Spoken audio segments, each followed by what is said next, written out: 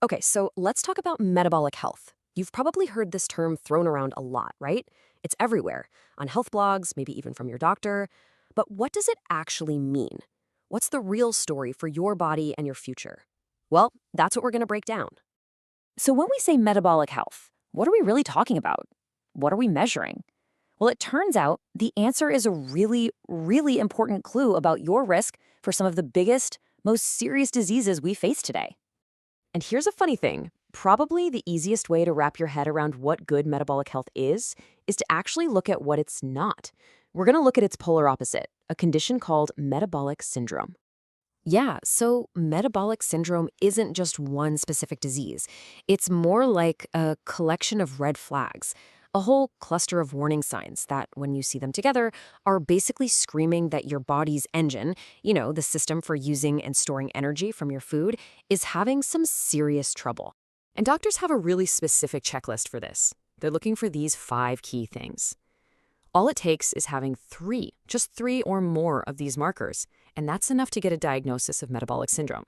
And that's a big deal, because it dramatically cranks up your risk for major problems, like heart disease, stroke, and type 2 diabetes. Okay, that sounds pretty serious, right? But you're probably thinking, well, how common is this really? The answer, honestly, it's pretty staggering, and it really shows why this has become such a massive public health conversation. Get this, 90%. That's not a typo. A recent estimate from the American Heart Association suggests that a shocking 90% of adults in the U.S. have some level of what's now being called cardiovascular kidney metabolic syndrome. I mean, that's a huge sign that as a whole, our collective metabolism is really struggling. So that leads to the big question. What's driving all this? What's the root cause? Well, for most of us, it boils down to something doctors call adiposity, which is really just a term for excess body fat. But here's the crucial part. It's not just about how much fat you have, it's about where that fat is located. And this really breaks it down. You've got 2 main types. There's subcutaneous fat. That's the stuff right under your skin, the kind you can pinch. But then there's visceral fat, and this is the real troublemaker. It's the fat that's deep inside, wrapping around your organs like your liver and intestines. And it's not just sitting there. It's actively pumping out these inflammatory molecules that just wreak havoc on your metabolism. Dr. Paul Cohen from Rockefeller University calls it a circular loop, and that's the perfect way to describe it.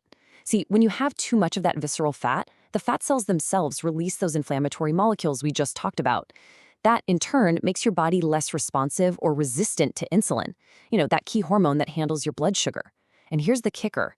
That insulin resistance can actually make you gain more weight. It's just a nasty, vicious cycle. And look, this isn't just about a few numbers on your lab report being a little off. We're talking about a domino effect. Over time, these metabolic problems can trigger a whole cascade of really serious, long-term health issues. And it's so important to get this. Metabolic health is a spectrum. It's not an on-off switch. Dr. Sadia Khan from Northwestern University really hits this point home. She says if it's heading in the wrong direction, that can be a sign. You don't just wake up one morning with full-blown metabolic syndrome. It's the slow creep. Your blood pressure going up just a bit, for example. Those are the early warning signs you've got to pay attention to. And the stakes here are, well, they're incredibly high. This isn't some minor thing. It's a direct pipeline to some of the most serious chronic diseases out there. Think about it. That constant state of inflammation and high blood sugar is like a slow-motion assault on your body. It damages your arteries, which leads to heart attacks and strokes. It can completely overwhelm your organs, leading to things like kidney and liver disease, and, of course, type 2 diabetes. And there's a link to cancer that is, frankly, pretty scary. Research has found that at least 13, that's 1-3, different types of cancer are more common in people who are overweight or obese. We're talking about major ones like breast, colon, and pancreatic cancer. And part of the reason is that those high insulin levels we mentioned can actually act like a fertilizer for tumor growth. Okay, I know that was a lot of heavy stuff, but please hear this next part because it's the most important takeaway of all. For most people, this is absolutely preventable, and in many cases, it's even reversible. So let's pivot and talk about how you can take control. So where do you even begin? Dr. Khan has some really straightforward advice. She says, if that sounds like a long list of to-dos, put quitting tobacco first. Seriously, if you smoke, that's step 1, no question. We know smoking is directly linked to storing more of that dangerous visceral fat, and it just torches your arteries. Okay, so after quitting tobacco, what's next? Well, the good news is the solutions are things we've all heard before. They are the absolute pillars of good health. We're talking about things like reaching a healthy weight, eating a healthy diet, getting regular exercise, and making sure you get enough sleep. But the key is to see them not as a random checklist, but as a powerful, interconnected system for rebooting your metabolism. Let's zoom in on exercise for a second. The American Heart Association's recommendation is pretty simple, at least 150 minutes of moderate aerobic exercise a week. And the payoff here is huge. It's a double win. Not only does it help you manage your weight, but exercise directly fights insulin resistance. It's one of the best ways to break that circular loop we talked about. And please, don't think this means you have to become a gym rat overnight, spending hours there every day. It's really about the small stuff. Those little changes, they add up. So take the stairs instead of the elevator. Park at the back of the parking lot. Squeeze in a walk during your lunch break. These simple habits, done consistently, can make a massive difference. And here's maybe the most hopeful, most empowering message of all. The earlier you start, the better.